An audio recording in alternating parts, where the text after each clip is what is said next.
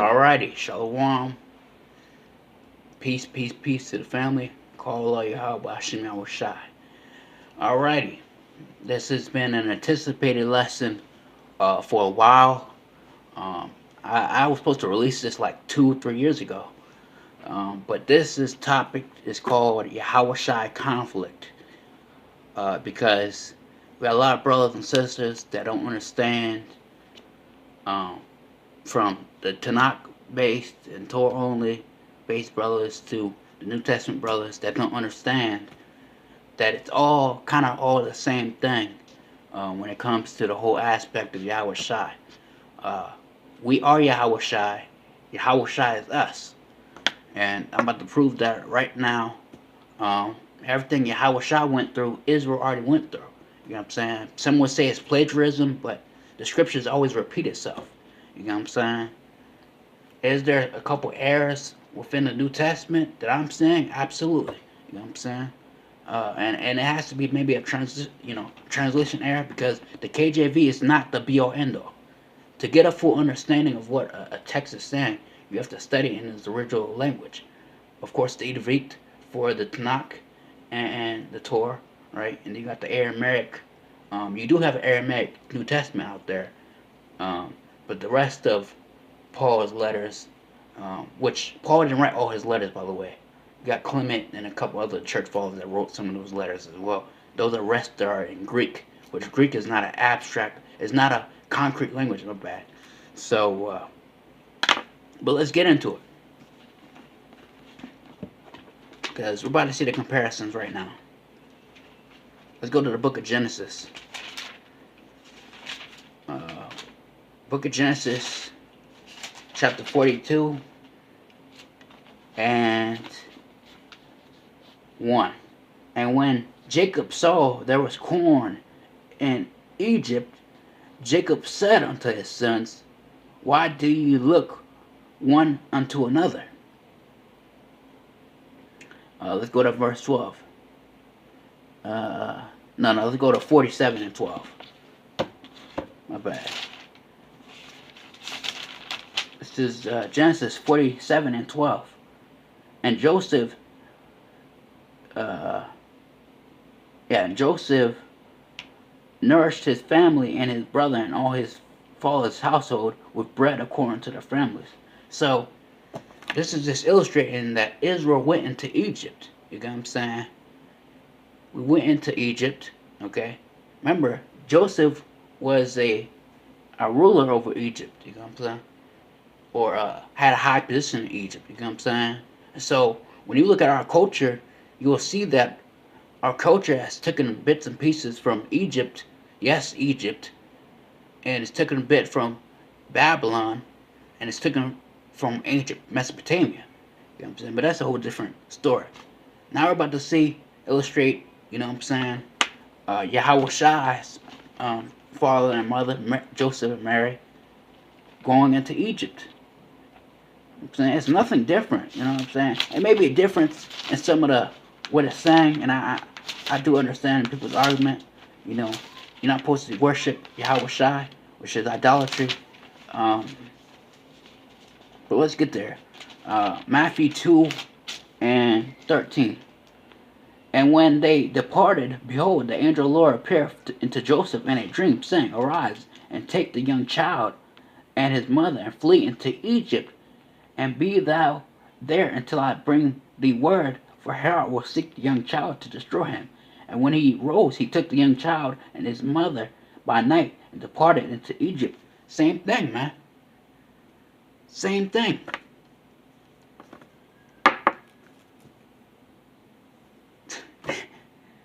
This is the big conflict here.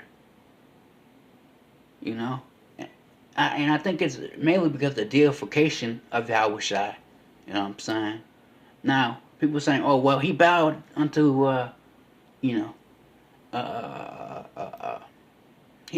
people bowed unto Yahweh Shai, they worshiped him. Not really. You know what I'm saying? People bowed unto Abraham. Did you read that part? You know what I'm saying? Bowing unto somebody is big on the Eastern culture. It means totally different. On the Western part, you think it's worship. On the Eastern part, It's a show of respect. That's why the Chinese people usually bow down to someone who's a higher rank or higher position than them. You get what I'm saying? That's the Eastern culture, right? We're people of the East. You get what I'm saying? Start guys is having a Western thinking for Hebraic text. You need to read this in its original tongue. You get what I'm saying?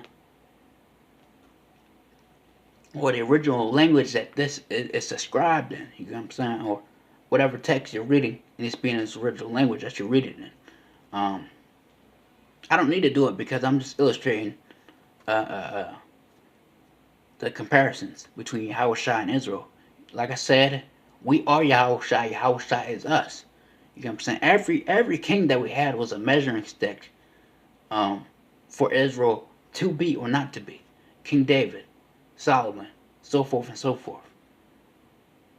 The wicked kings, are even an example of what not to be. These are the measuring sticks of righteousness or wickedness. That's all it is. The good and the evil. How about the baptism, right? Let's go to the baptism.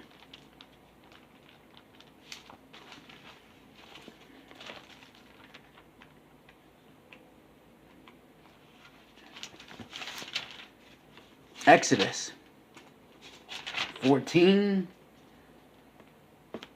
Exodus 14 and 10. And Pharaoh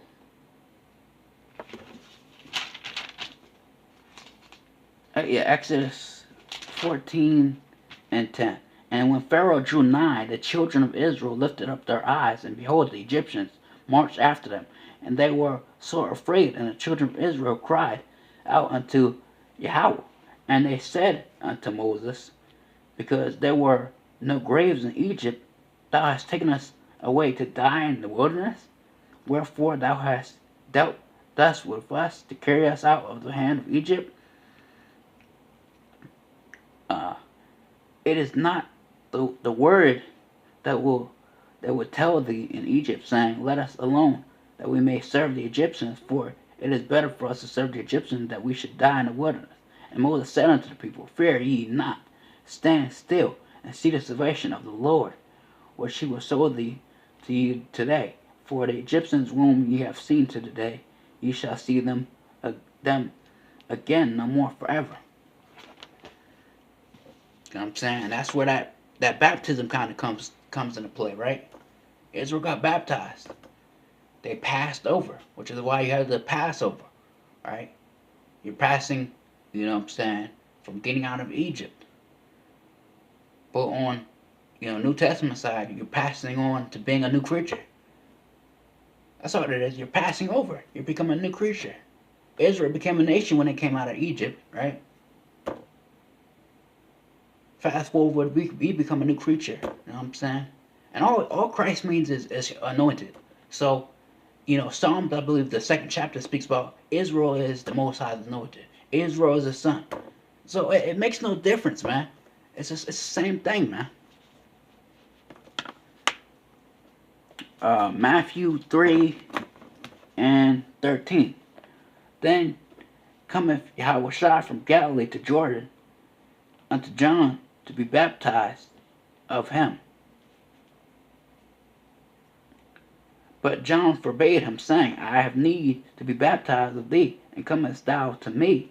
And Yahawashi answered and said unto him, suffer it be till now. Thus saith, becometh us to fulfill all righteousness. Then he suffered him. And Yahawashi, when he was baptized, went straight out of the water, and lo, the heavens were open, and saw the Spirit of God ascending like a dove, and lighting upon him. And lo, a voice saying, this is my Son, whom I beloved, and whom I am well pleased.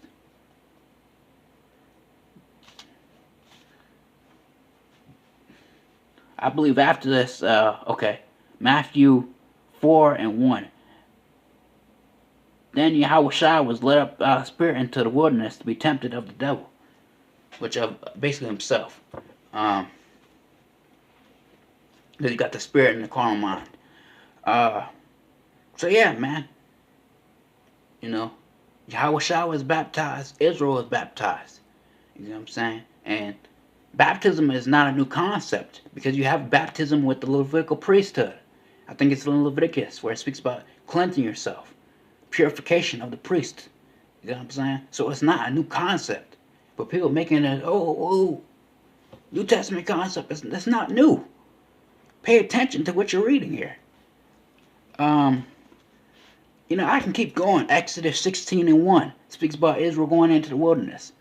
Matthew 4:1, which I just read. Yahawashi went into the wilderness. Same stuff. Exodus 34:29. When Moses came with the 10 Commandments, his face was shining. You know what I'm saying? Yahawashi in Matthew 17:2, his face was shining. You know what I'm saying? And you can look at some of these stuff from an esoteric aspect. You know what I'm saying? When it comes to Egypt, you got to get your mind out of bondage so you can ascend. You know what I'm saying? When it comes to the baptism, now you become changed. You got to kill yourself. You got to kill that wicked person in you. You know what I'm saying? That's why it says a carnal mind is enmity with the Most High. Which means what? Your lower vibrations, what? Or the wicked things you do is going to hold you down and pigeonhole you and kind of hold you back from elevating. That's why I always, on the bottom of my videos, I have elevation or else. That's a mindset. That's a reality for me. You know what I'm saying? If I'm not elevating, I don't want to deal with anything. You know what I'm saying? And then you have to go through the wilderness.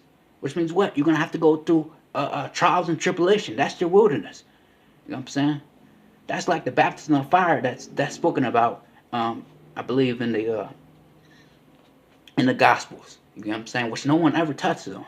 That's your trials and tribulation that you go through. That's your wilderness stage where you have to calibrate. You know what I'm saying? Moses was in the mountains for 40 years and 40 years. Yahawashi was in the wilderness for 40 days and 40 nights. You know what I'm saying? So you need time to yourself to kind of evaluate your walk. You know what I'm saying? That's why I don't understand everyone saying go on camp. Nah, man, you need time to really gather your thoughts, to really get to